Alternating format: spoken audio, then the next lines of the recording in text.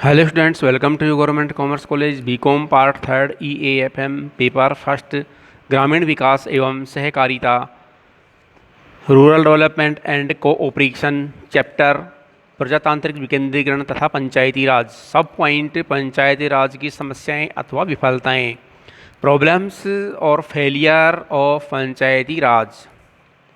पंचायती राज संस्थाएं ग्रामीण जनता में नई आशा और विश्वास पैदा करने में असफल रही। जब तक ग्रामीणों में जन चेतना नहीं आती तब तक ये संस्थाएं सफल नहीं हो सकती। श्री VR कृष्ण अय्यर के शब्दों में ये कहा जा सकता है कि इस समय जहाँ कहीं भी ग्राम पंचायतें हैं, मृग मात्र हैं। उनकी हालात दयनीय है और ये सत्ताविहीन, सत्ता की हलचल से अधिक कुछ नहीं है। यहाँ कोई विकेंद्रीकृत लोकतंत्र नहीं है और नौकरशाह उन्माद में डूबे तुच्छ गुमशुदी, तुच्छ खुशामदी चुने हुए सदस्यों पर हुक्म चलाते हैं। राज्य सरकारें अपने राजनीतिक स्वार्थों के आधार पर कानूनी आड़ लेकर पंचायतों को भंग कर देती हैं। डॉक्टर SM शाह के अनुसार पंचायती राज संस्थाओं को अधिकार देने का मौन विरोध किया जाना है। यह विरोध मुख्य रूप से दो पक्षों द्वारा किया जाना है, नौकरशाही और राजनीति नेतृत्व। सरकारी कर्मचारियों को लगता है कि पंचायती राज संस्थाएं इनके सभी अधिकार ले लेती हैं। राजनीतिक नेता पंचायती राज संस्थाओं को भावी नेताओं का प्रशिक्षण स्थल समझने के स्थान पर अपना प्रतिद्वंदी समझते हैं। यह सब सत्ता की राजनीति है। कोई भी सत्ता छोड़ना नहीं चाहता है। पंचायती राज संस्थाओं और नौकरशाहों राजनीतिज्ञों के बीच सहयोग नहीं, संघर्ष होता है। हमारे देश में इन संस्थाओं को पर्याप्त धनराशि और कर्मचारी उपलब्ध नहीं कराए गए हैं। उसका नतीजा यह हुआ कि ये संस्थाएं असमय ही समाप्त हो गई हैं। वे अपना व्यक्तित्व विकसित नहीं कर सकी हैं, अर्थात विफल कर पाए हैं। वे आगे नहीं बढ़ सकी हैं, वे अपनी छाप नहीं छोड़ सकी हैं। वे दुर्बल, कमज़ोर रही और कुपोषण से पीड़ित रही। अतः श्री C नरसिम्हा का यह कथन बिल्कुल सही है कि पंचायती राज की संस्थाएं पक्षपात की स्थिति को पहुंच गई हैं। उन्हें स्वशासन की जन संस्थाएं कहना लोकतंत्र के पूरे ढांचे का मजाक उड़ाना होगा। पंचायती राज का आज नाम मात्र का अस्तित्व है और यह भी कागज़ पर और उन चंद लोगों की जुबान पर जिन्होंने वर्षों तक इसकी सफलता के लिए संघर्ष किया था। पंचायती राज की समस्याएं या विफलताएं इस प्रकार से हैं। संवैधानिक प्रावधान का अभाव। सबसे पहले पंचायती राज की जो समस्याएं उत्पन्न हुई हैं वो संविधान की तरफ से हुई हैं, अर्थात संविधान में कोई उचित प्रावधान इसके लिए नहीं बनाया गया था। जैसे देश के स्वतंत्र होने के बाद पंचायती राज संस्थाओं के माध्यम से ग्रामीण विकास के अनेक कार्यक्रम शुरू किए गए, लेकिन ये संस्थाएं ग्रामीण क्षेत्रों का उत्थान करने में विफल रही हैं। इसका कारण यह था कि इन संस्थाओं के ढांचे और उनकी वित्तीय एवं प्रशासनिक अधिकारों के बारे में कोई विशिष्ट संवैधानिक प्रावधान नहीं था। पंचायती राज संस्थाएं राज्य सरकारों और उनके नौकरशाही तंत्र की दया पर निर्भर रही है। नौकरशाही संस्थाएं हमेशा ग्रामीण सेवाओं के अधिकारों को छीनने के लिए तत्पर रही है। नंबर 2, राजनीतिक इच्छा शक्ति का अभाव, lack of political will power. Panchayati Raj की दूसरी समस्या यह विफलता इन संस्थाओं के साथ अधिकारों को बांटने की राजनीतिक इच्छा शक्ति का अभाव रहा है। भारत में सभी राजनीतिक दल पंचायती राज संस्थाओं तक सत्ता के विकेंद्रीकरण का समर्थन करते हैं। व्यवहारिक रूप से में गंभीर रूप से कभी ऐसा विचार विमर्श नहीं हुआ है जिससे राजनीतिक दलों की सत्ता विकेंद्रीकरण की इच्छा का परिचय मिल सके। विशिष्ट वर्ग को ही लाभ। नंबर 3 है विशिष्ट वर्ग को ही लाभ। Advantage to specific classes. Panchayati Raj संस्थाएं उन कार्यों को करने में रुचि लेती हैं जिनके लिए सरकार द्वारा आर्थिक अनुदान दिया जाता है। उस अनुदान का लाभ गांवों के प्रभावशाली तथा समृद्ध लोगों को ही मिल पाता है। अतः पंचायतें एक वर्ग विशेष के हितों की पूर्ति करने तक सीमित रह गई है, इससे वर्ग संघर्ष की स्थिति पैदा होती है। नंबर 4 सामाजिक पिछड़ापन, सोशल बैकवर्डनेस। ग्रामीण लोगों का सामाजिक पिछड़ापन भी इन संस्थाओं की एक समस्या है। आज भी ग्रामीण क्षेत्रों में ग्रामीण प्रवृत्तियाँ विद्यमान है। सूदखोरी, जातीय और सांप्रदायिक टकराव तथा सामाजिक और सांस्कृतिक पिछड़ापन पंचायती राज संस्थाओं के प्रभावहीन रहने और सहायक हुआ है। नंबर 5 है दलगत राजनीति, पार्टी पॉलिटिक्स।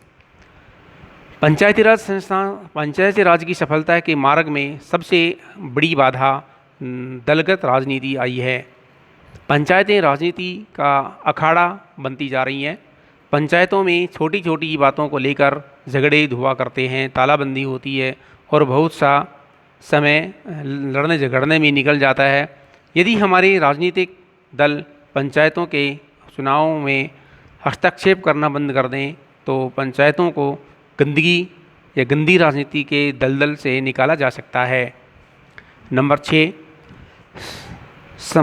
आर्थिक समस्या, इकोनॉमिक प्रॉब्लम। आर्थिक समस्या पंचायती राज संस्थाओं के सामने शुरू से रही है और आगे अब भी है और आगे चलती भी रहेगी। इन संस्थाओं को स्वतंत्र आर्थिक स्रोत तो दिए गए हैं, स्वतंत्र आर्थिक स्रोत तो दिए ही नहीं गए या फिर जो भी दिए गए वे अर्थ शून्य रहे हैं। जिसके फलस्वरूप राजकीय अनुदानों पर ही जीवित रहना पड़ता है। अतः आय के पर्याप्त एवं स्वतंत्र स्रोत पंचायती राज संस्थाओं को दिए जाने चाहिए ताकि उनकी आर्थिक स्थिति सुदृढ़ बन सके। नंबर 7 अशिक्षा एवं निर्धनता की समस्या, problem of illiteracy and poverty. अशिक्षा और निर्धनता ग्रामीणों की विकट समस्या रही है। इसके कारण ग्रामीण नेतृत्व का विकास नहीं हो पाता है और ये अपने संकीर्ण दायरे में से ऊपर नहीं निकल पाते हैं या नहीं उठ पाते हैं। केंद्र नंबर 8 है केंद्र प्रायोजित कार्यक्रम। गत 2 दशकों में ग्रामीण विकास के लिए केंद्र सरकार की विभिन्न एजेंसियों द्वारा प्रायोजित अनेक कार्यक्रम लागू किए गए, लेकिन इन कार्यक्रमों में ग्राम पंचायतें जैसे स्थानीय प्रशासन की पूरी तरह शामिल नहीं किया गया। परिणाम स्वरूप ग्रामीण विकास में केवल आंशिक सफलता ही मिल पाई है। नंबर 9 है प्रशासनिक तंत्र का अभाव। समुचित प्रशासनिक तंत्र के अभाव में ग्रामीण पंचायतें को सौंपते हुए ग्रामीण विकास के अनेक कार्यक्रम कारगर ढंग से लागू नहीं हो पाए हैं। राजनीतिक जागरूकता की कमी, विकास कार्यों की उपेक्षा, प्रशासनिक अधिकारियों एवं निर्वाचित प्रतिनिधियों में असहयोग आदि होने के कारण यह समस्या हमारे पास में प्रारंभ से लेकर अब तक बनी रहती है। इसके अतिरिक्त सभी राज्यों में राज्य के विधानमंडल और संसद सदस्यों को पंचायती राज संस्थाओं से संबंध करने का प्रयत्न किया गया है। विधानमंडल तथा संसद के सदस्यों की स्थिति इतनी उच्च होती है कि वे पंचायती राज संस्थाओं पर अपना आधिपत्य स्थापित कर लेते हैं और इस प्रकार अन्य सदस्यों की इच्छा शक्ति को कुचल देते हैं। और उसके बाद अब आता है पंचायती राज संस्थाओं की सफलता के लिए सुझाव।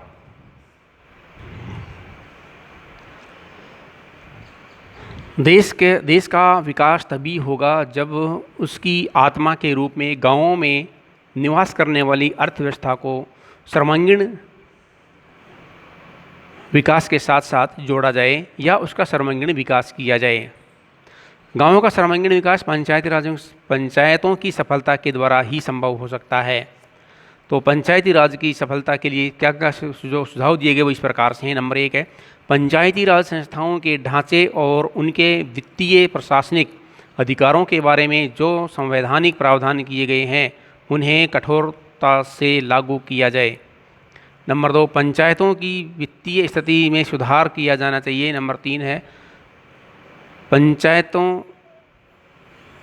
पंचायती राज संस्थाओं में व्याप्त गुटबंदी को समाप्त कर देना चाहिए। नंबर 4 है, पंचायतों के निर्वाचन प्रतिनिधियों को प्रशिक्षण दिया जाना चाहिए। नंबर 5, राज्य सरकारों द्वारा पंचायती राज संस्थाओं को मनमाने ढंग से भंग करने के अधिकार पर कानूनी प्रावधानों के द्वारा अंकुश लगाया जाना चाहिए। इन संस्थाओं को भंग करने पर उनके चुनाव अधिकतम 6 माह की अवधि के अंदर पुनः वापस करा लेना चाहिए। यह प्रसन्नता की बात है कि 73वें संविधान संशोधन अधिनियम में यह व्यवस्था की गई है कि भंग की गई पंचायतों के चुनाव अधिकतम 6 माह की अवधि में अवश्य करा लिए जाएंगे। तो पंचायती राज संस्थाओं के प्रति राज्य सरकारों तथा जिला अधिकारियों का उदासीन होना इसके लिए एक घातक हो गया है। राज्य सरकारों उनके तकनीकी अभिकरणों तथा जिला अधिकारियों को पंचायती राज संस्थाओं का मार्गदर्शन करना चाहिए तथा उन्हें प्रोत्साहित करना चाहिए। जिला अधिकारियों को इन का विकेंद्रीकरण प्रजातांत्रिक संस्थाओं के मित्र, दार्शनिक तथा पथ प्रदर्शन के रूप में कार्य करते रहना चाहिए। तो ये था हमारा पंचायती राज संस्थाओं का सुझाव। अब पंचायती राज संस्थाओं का भविष्य क्या है उसके बारे में थोड़ा सा डिस्कस करते हैं। पंचायती राज संस्थाओं के भविष्य के संबंध में कुछ लोगों द्वारा आशंकाएं व्यक्त की गई हैं, लेकिन भारत में इन संस्थाओं का भविष्य उज्जवल होता जा रहा है, क्योंकि प्राचीन समय से लेकर के और बढ़ते हुए समय के अनुसार इसमें विकास की गति बढ़ी है और पंचायती राज संस्थाओं के अधिकार के क्षेत्र भी, अधिकार के दायरे बढ़ने लगे हैं। वित्तीय स्थिति के अधिकार हैं वो भी बढ़ने लगे हैं और उनको प्रदान की जाने वाली सब्सिडी की मात्रा भी बढ़ने लगी है। इस प्रकार से पंचायती राज संस्थाओं का भविष्य आने वाले समय में बहुत ही अधिक अच्छा, उज्जवल और उचित है, जिसके द्वारा ग्रामीण विकास कार्यों को तत्परता के साथ पूरा किया जा सकता है और ग्रामीण बेरोजगारी को समाप्त किया जा सकता है। धन्यवाद।